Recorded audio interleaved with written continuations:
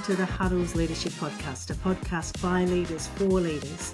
And this week we're mixing it up. David Watts, who's one of my facilitators and mediators who works with me here at the Huddle, he and I are going to answer a query that we've received from one of our clients called Alex.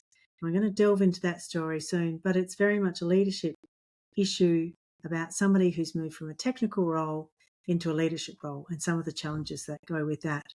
I think you're going to really enjoy this podcast. It's very, very practical. We give lots of very sound advice because we're very wise people. And I'm going to leave you to now listen to the show. So today we have a different Huddle Leadership Podcast, the podcast by leaders for leaders. Today we're going to answer a question that we have received from one of our clients, Alex. Alex has recently been promoted from a technical role to a leadership role. Now, Alex is an expert in his field and managing people is proving to be a bit of a challenge. So, this happens a lot. Lots of people end up in leadership roles because they're really good at something else. And congratulations, you're so good at this. Would you like to lead some people? Yes, so lots of times, Kate. We have.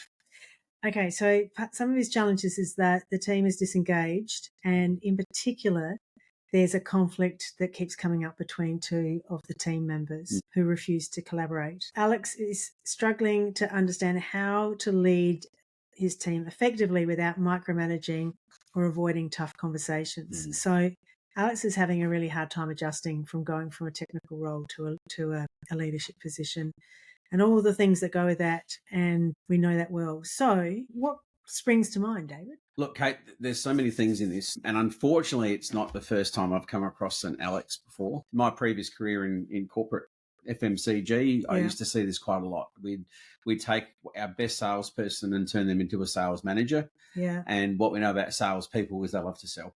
Yes. So your best salesperson is generally your worst sales manager.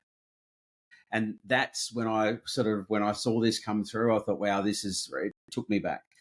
But what it took me back to was a couple of things. And I think, so there's the technical part there where you're taking someone who's highly technical. Yeah. And so, his lens has been all about delivering the right answer. And we know the thing with leaders, it's not about the role of the leader to deliver the right answer, but that's how his brain has been trained all these years. So it doesn't matter what area he works in, it's actually helping him transcend from having all the answers like he was expected to do in his previous role, and now empower other people to come up with the solutions. So that was the first thing came to mind. The second thing came to mind when we talk about this conflict is, were there other people in the team that applied for his job?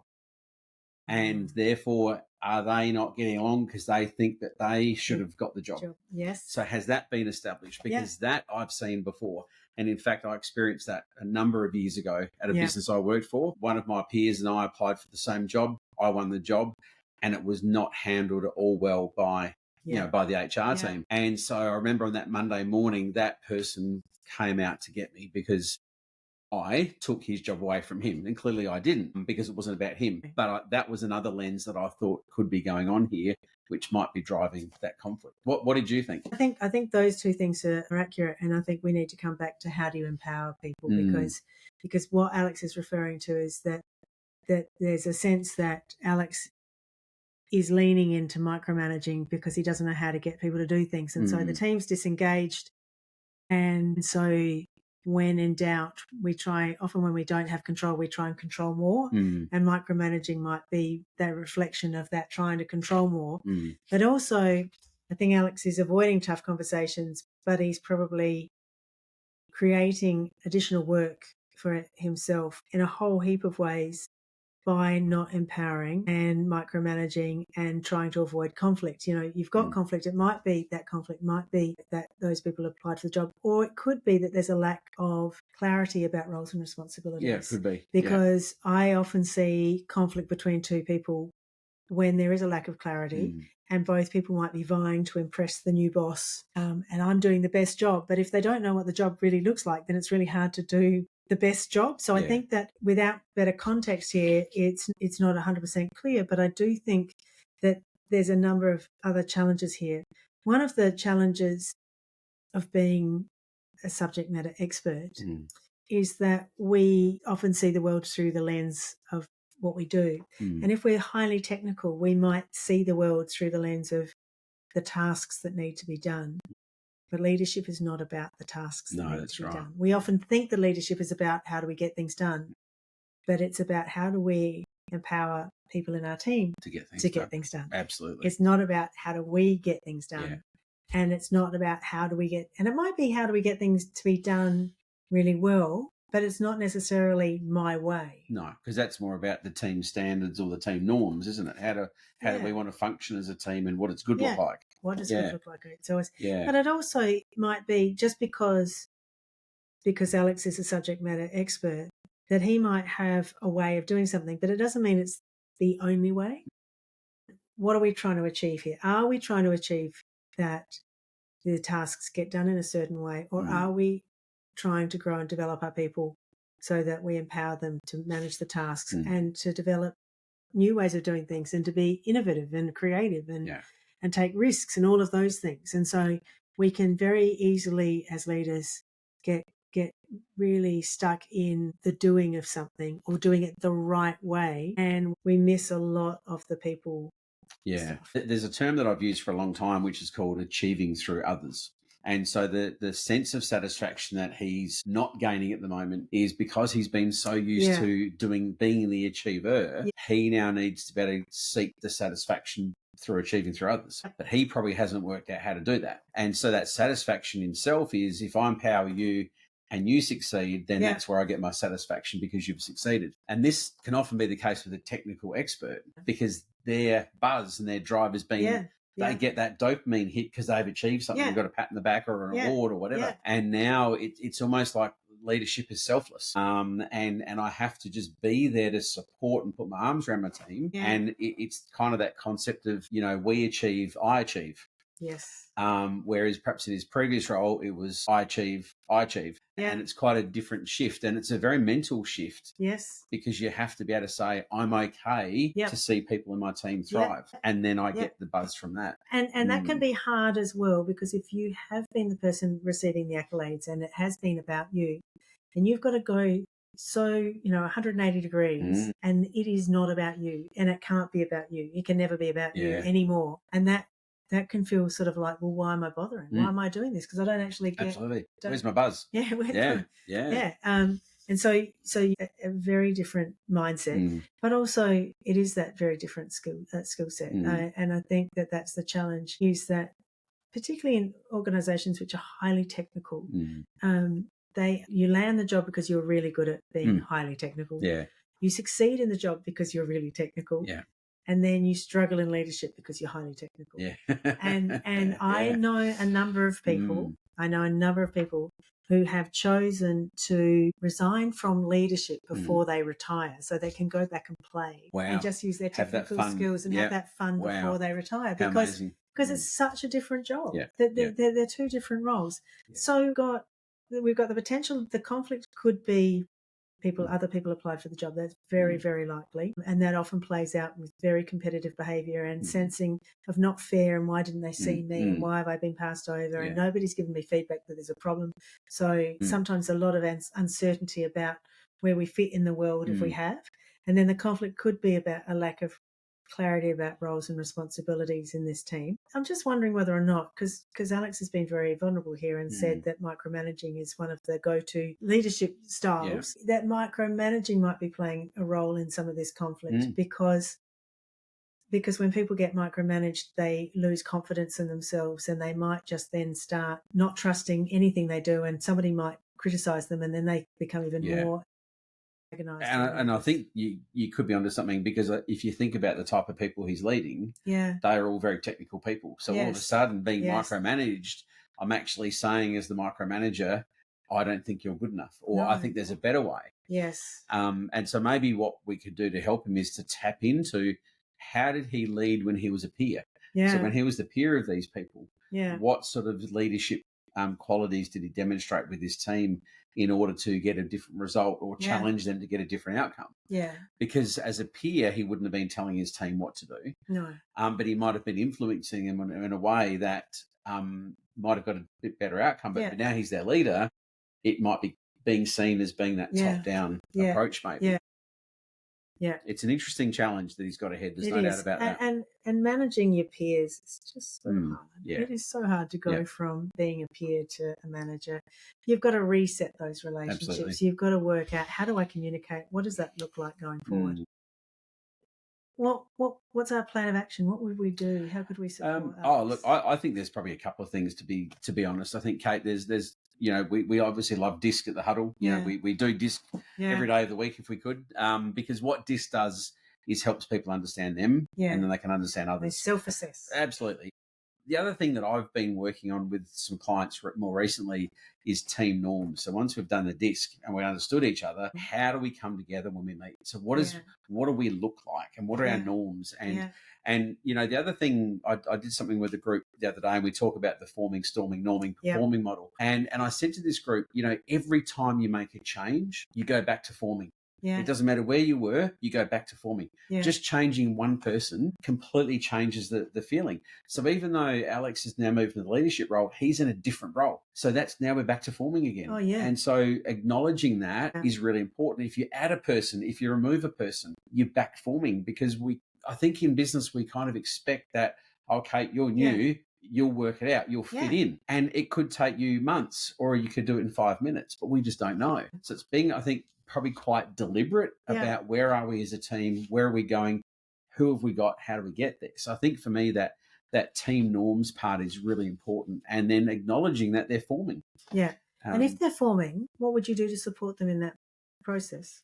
Well, I think there's a few things. I think, some group workshops, some one-on-ones, obviously there's some conflict there. So I think it's important we understand from the other people, is there conflict? Is it real, or is it just his lens? Because it could be just he feels a bit ick. It could be that. So there might not be conflict, but there may very well be. So I think understanding the landscape is critical. And obviously, when we're talking disc, that kind of opens up the aha moments. And it's like, that's why he behaves like that, and that's why I do this, and so that could be the unlocking part. I'm big on the disc workshops with people. So you do the one-on-one debrief, bring them together, and then you have those moments as a group. Yes. And then you get a bit of this, or you might get a bit of that, or you get a bit of this, but generally you do exactly that. There's a few laughs because people then have those moments of, that's why Kate does what Kate does, and that's why David does what David does. So I think in that case, did you have any other thoughts? Or no, I think there's a couple of things here. I think the disc is really useful because it does give us those aha moments, and it is a self-assessment. So nobody's telling you; you're telling yourself. So that's a valuable piece of information. It's also fun. It's just really good fun to sort of see where we all fit and what our differences are. Yeah. But the other thing that I really love about those disc workshops is exploring how do we like to communicate with each other. And it is so interesting because I have done mediations specifically around email, and it's so interesting to explore who likes to email and who likes to have face-to-face conversations, and how do we make those things happen? Because if we never have the conversations, we make an assumption that people like to receive information the way we like to receive information. And I can tell you that if you send me a long email, I won't read it. I found out there was a new thing I learnt the other day, DRTL. Okay. Do you know what that stands for? Didn't read too long. Oh, nice. Perfect. I love it. So if it fills up more than your screen, then we're done. Yeah. Or if we scroll and go, this is way too big, I'll do it later. The person who introduced that to me said her son sent her that message after she sent him a 2-sentence text. But anyway, I love that. I am very much a didn't read DRTL person. Nice. But I think when you have those conversations, we make unintentionally do assume that other people see the world the way we see the world, respond the way we would respond. And when we sit down and we have these conversations, and disc is a great way to sort of start that dialogue. But when we have these conversations, we are then able to really understand what's going on for the other person. And if we know, like if I know that you really like me to pick up the phone or to have a face-to-face over an email, now that I know that, I'll make an effort to do that. Absolutely. It's not hard. That's right. We tend to want to do the right thing by other people. It's just that we don't always have that information because we don't ask. That's right. And the other thing that I would do if we were doing a team huddle and exploring things is I would also explore, what does respect look like in this team? Yeah. And I think that when you get new team members or when things change, it's a really good time to go back and revisit that conversation. Because again, I think lots of people think we all understand what respect means, and we have no idea. No. Because my definition of what respect feels like for me is not the same as yours. No. And where you sit and what the roles you play and all of those things play a really significant part of that dialogue as well. So I think there's a great opportunity, particularly when you're in that norming stage or the forming stage, which is, who are we? What do we do? And also then you can have some clarity. And the clarity might be, we don't actually understand our roles and responsibilities, but it's good to have that shared conversation around that. I think that that's really good. The other thing too is there will be people in the team who have extraordinary strengths, and you can tap into that and you can say, let's explore where the strengths lie, and then go, well, if we've got this challenge, we know that we can go there. And that might be an empathy challenge, or it might be it doesn't have to be a work or a task thing. It could be responding to complaining clients. So there might be somebody in the team who's really good at that, and then they can share that knowledge with other people about how to start those conversations. Yeah, love it. So there's many different ways in which you can do that. But I think a group discussion, having a sort of what we call a team huddle, but something which explores who we are and what does good look like, and just get that alignment is really powerful. The conflict is one of those things that I'm intrigued about, but I'd want to understand it better from Alex's position before I go too far into it, because I don't want to trigger this "we've got conflict in the team" conversation if it's only mild, and it might be that it can be addressed by getting clear about a few things. So I suppose it would depend. It would depend on if we were to sit down and have a long conversation with Alex to better understand what that conflict looks like. Yeah, when you were talking then about the disc, I think one of the important things for teams to see is what our natural styles are versus our adapted, because we know that when we're stressed, we go to our highest natural. We do. And so what we don't know about Alex is what's his highest natural. Yeah. So what might the team be experiencing when he's potentially in that stressed mindset? You know, he might have imposter syndrome. Yeah. He's sitting there thinking, why have I taken this job on? What was I thinking? Yeah. I'm now here. And so that amplifies, and then his natural disc, whatever it is, comes out. Yeah. And what it might be is that he's a natural high D, and he just comes out and says, do this, do that, because that's how he copes with the stress. Yeah. And maybe they haven't seen that version of him before. No, so they're going, wow, where's all this coming from? Yeah. Because perhaps when he was the technical expert, he might have been a high C, just got in, did his job. Yeah. You know, might have been a CS maybe. So he's just easy, just get stuff done. Yeah. And now it's like, oh, bang, do this, boom, boom, boom, boom, boom. So it kind of lines in with the with all that. Yeah, with the conflict. No, that's very true. And you know, when you can compare the wheels, so what we can do is we can put the whole team on two wheels and actually look at the team naturally and then the team adapted. And when you do that, it's quite interesting to see where people naturally will fall. Yeah. And where they'll struggle, and where I suppose the behaviour that we'll probably see. So I think you are spot on. You are spot on that Alex could go into high D in this space because control feels like I'm in charge if I control it. It's safe. Yeah. But the other thing too is, and I think it's really important, particularly around imposter syndrome, is that then that triggers shame. And there's this sense, and I'm sure it's very common, but I'm sure that there's a sense that if I've been appointed to this role, there's this expectation that I know what I'm doing. Yeah. And then you get there and you go, I don't know what I'm doing. Absolutely. I really don't know what I'm doing. Yeah. And it's sort of like, why did they appoint me to the role? Yes. What was I thinking? And so it can create that level of shame, which then I've got to defend myself. I've got to save face. I've got all of those things playing out. So I think all of those play out. So I suppose the other part of this package in supporting Alex would be some individual coaching. Yeah, absolutely. To support Alex to develop some of those interpersonal skills, those emotional intelligence skills, but also just to give Alex somebody to talk to and to vent to and to, you know, because I think that is one of the biggest challenges of leadership is it's so isolating. Especially when you can't go to your leader and say, it's week 2, I'm struggling. Yeah. I think you made the wrong choice. Yeah. I did that once. Did you? It didn't go down well. My leader said to me, don't tell me what I do and don't do. You're the right decision. It didn't make me feel any better. It actually made me feel awful, but I tried to open up and it was terrible. So that's the thing. So that's safety. But of course, back then, we didn't talk about stuff like this. We just, just got on. You just get on and do it. Well, don't be vulnerable. Oh, no, that's right. No. And so that's it. Okay. So I think we're in a different time and place now, which is great. And obviously we've got people like us who understand this stuff. So that makes life easier as well. Yeah.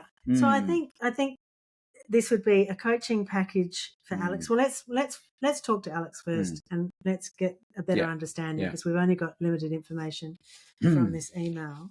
But also, so let's talk to Alex and then based on that, it's likely there'd be coaching for Alex to build confidence and to explore emotional intelligence and all of those things. And then to help Alex get alignment with his team and get them having a sense of play and fun and all of those things.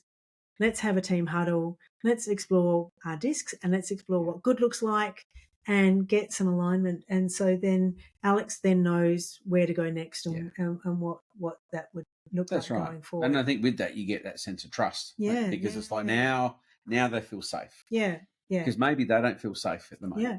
Yeah. Well, when people don't feel safe, you'll get conflict and they won't speak up. Yeah. So absolutely. that will happen every time. So that's what we'll do. Any other tidbits of advice for our friend Alex? No, I think, just be vulnerable, but be yourself, because I think there's obviously a reason you're in that role. Yeah. You bring some technical skills, but I think equally, Alex, what you do is you've got to bring yourself. Yeah. And your team know who you are, so bring that. Yeah.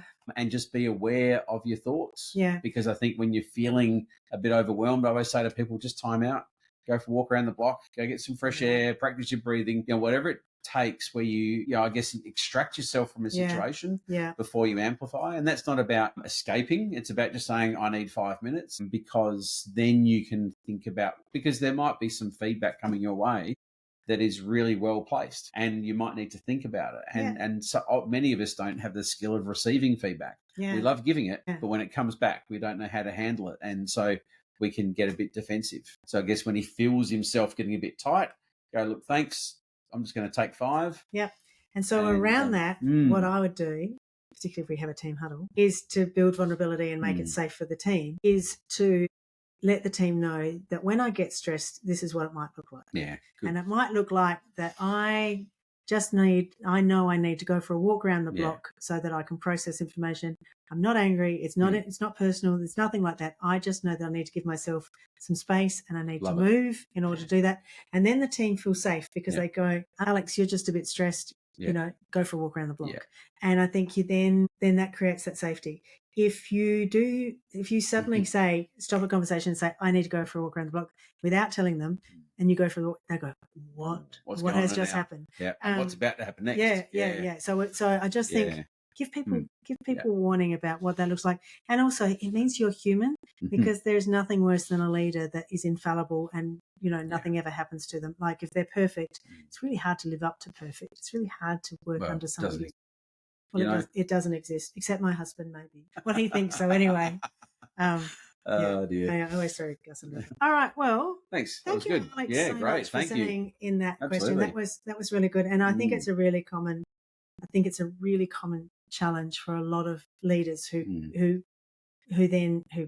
go from a technical role to a leadership role, but also when they're managing their peers. Yeah. Incredibly different. Yes, good luck. We look forward to working with him, hopefully, and we'll let you know how we go. Fantastic. Awesome. Thank you, David. Thanks, Kate. That was fun. It was. It was really good. Absolutely. Okay. Cheers. See ya. I really hope that you enjoyed that episode. It was a little bit different. We know that it's incredibly difficult to transition from being a subject matter expert into a leadership role. It's not just a different mindset. You stop being the centre of attention suddenly, where if you do really well, the accolades all come to you. But now it's not about you at all, because it can't be, because leadership is never about the leader.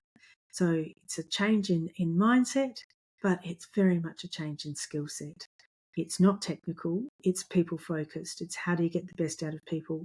And so we would strongly encourage people who are moving from a technical role to a leadership role to get some training, to find a coach, to do those type of things, because you're going to need support, because it's not an easy role to transition to. And we would also think that it's wise to get some support for the team, because the whole team's transitioning as well. And if you can work together and explore what does good look like, how are we going to communicate really effectively, and think about all the things that could go wrong and get ahead of those early, then you're going to set yourself up for success. And that's what you want to do. So if you have any questions that you would like to ask me and my wonderful team at the Huddle, please send us an email. We would love to answer them. And if you know anybody who would benefit from our services, please send them our way. We'd love to have a chat. I hope you have a really good week. Until next time, cheers.